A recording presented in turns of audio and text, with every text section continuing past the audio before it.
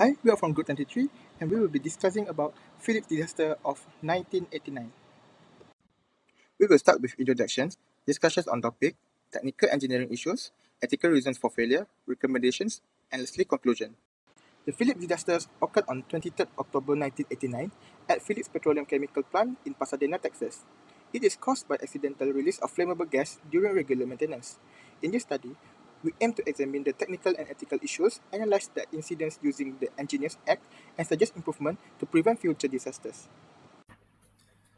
Hi, I'm Christopher, and now I will be talking about the discussion.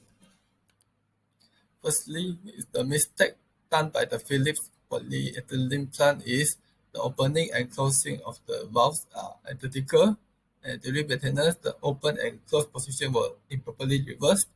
The valve was left open, but the switch in the control room was in valve closed position. And then this caused the accident happen, which is the release of the flammable gas, explosion, and it caused deaths and injuries. After the incident happened, there are some challenges of the rescue work to carry out, which mainly is because the firefighters are difficult to get the water for firefighting. And these are the OSHA findings of how and why the accident happened and caused deaths and injuries. Greetings, my name is Mama Afiq Redzuan, and today I would like to present about technical and engineering issues for building clusters. The technical engineering issues is operational, misuse, and design system. According to Fundamental Canon 1 of NSC Cosmetics, engineer must prioritize public safety, health, and welfare. So for this case, there is an identical pneumatic hot coupling without interlock or fail-safe mechanism. Hence, this causes lack of engineering control that enables human error. Next is absence of comprehensive backup. You as engineer expected to follow best practices as outlined by IT, NSCE, Roman 1G, and OSHA 29. From here, the failure to mitigate risk related to pump operation, so technical and ethical negligence. So you can consider as gross negligence by licensing both such as status both operator, engineer, and surveyor. Hi, my name is Brandon. Today I'm going to present the ethical reasons for failures that related to engineering acts. The 1989 Philips disaster exposed critical ethical violations under the Texas Engineering Practice Act. Firstly, Section 137.55 was breached when engineers failed to protect public health and safety by neglecting essential safety systems. Secondly, Section 137.59 was violated due to incompetence in maintenance practice.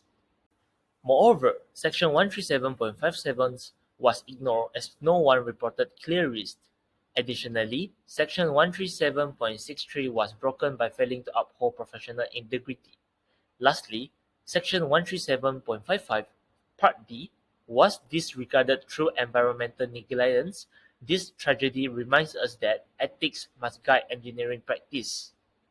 Hello, my name is Avis Alden, and I'll be presenting the recommendations. So these are the 5 key areas we recommend improving to prevent future disasters. So starting with hazard analysis, the Philips plan lack of proper risk assessment. We suggest regular hazard studies and risk review before and after maintenance as required under Section 137.55 to protect public safety. For maintenance, a strong permit to work system and lockout or tagout procedures must be in place.